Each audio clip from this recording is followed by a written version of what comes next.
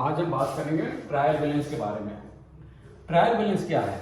Trial balance वित्तीय विवरण के उस भाग को संदर्भित करता है जो किसी कंपनी के खाता बही खातों के अंतिम शेष को रिकॉर्ड करता है।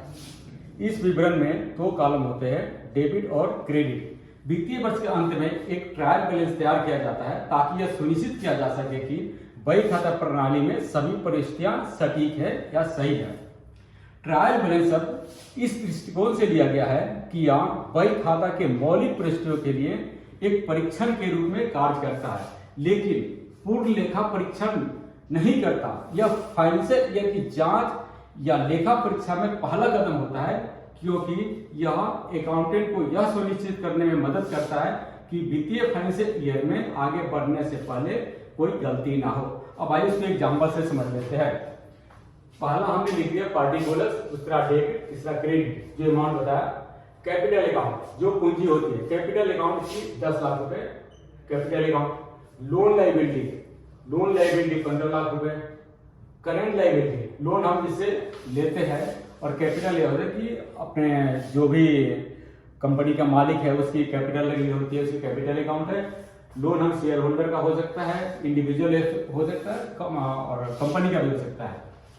करेंट लाइबिलिटी 25 लाख है। इसका हमने ले लिया ड्यूटी एंड टैक्सेस। इसमें आता है TDS, income tax, GST, ESI, EPF etcetera, और सन्ड्री क्रेडिटर्स भी आता है इसमें करेंट लाइबिलिटी में। इसी का पार्ट है करेंट लाइबिलिटी। ये हमने तीनों के अमाउंट लिख दिया, 10 लाख, 15 लाख, 25 लाख। नॉर्मल हमने अमाउंट लिखा है ऐसे। दूसरा फिक्स असेट में क्या है? बिल्डिंग, मशीनरी, ऑफिस इक्विपमेंट, इसमें बहुत सारी चीजें, कंप्यूटर, कार वगैरह सारी कुछ आती है। ये हमने ले लिया 25 लाख। करेंट असेट में क्या आएगा? करेंट असेट में आएगा stock, deposit, cash, bank account, और इसमें सन्ड्री डेटर्स भी आता है जो हमें इसका टोटल अमाउंट हो गया 28 लाख ले लिया। अब हम आते हैं परचेज अकाउंट। अब परचेज भी आएगा। परचेज हमने ले लिया 8 लाख रुपए। सेल्स ले लिया हमने 10 लाख रुपए। इनडायरेक्ट इनकम भी तो आएगी 2 लाख। इनडायरेक्ट एक्सपेंस भी आएगी। इनडायरेक्ट इनकम हमारी है 3 लाख रुपए और इनडायरेक्ट एक्सपेंस है 2 लाख रुपए।